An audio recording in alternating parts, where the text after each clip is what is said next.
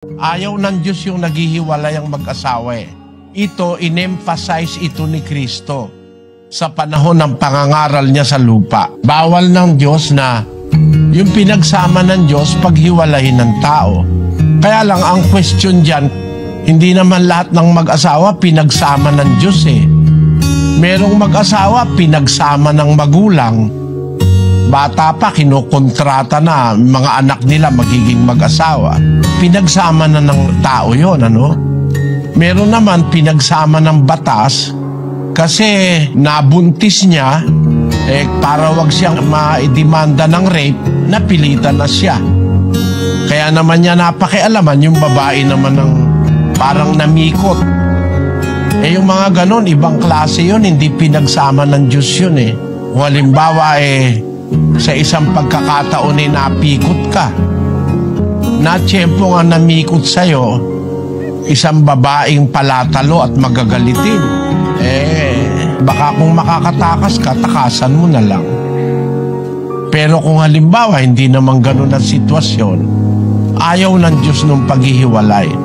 Halimbawa, konting problema, naaayos naman yan kapatid. Hindi dapat na bawat problema ng mag-asawa maghihiwalay na. Walang sapat na problema para maghiwalay maliban na yung babae o yung lalaki ay magtaksil. Sabi ni Kristo, sinasabi ko sa inyo, ito ang batas ni Kristo.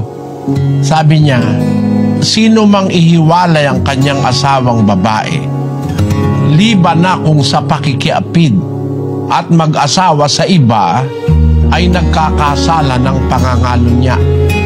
Pagka hiniwalayan mo asawa mo, nag-asawa ka sa iba, magkakasala ka ng pangangalo niya, hindi ka maliligtas. Maliban na kung yung asawa mo nakiapid, maaaring may kalayaan ka, nahiwalayan siya.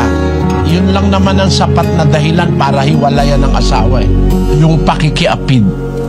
Pero bipolar, paiba-iba, hindi pa sapat yun Pero kung nakiapid, pwedeng hiwalayan yung asawa.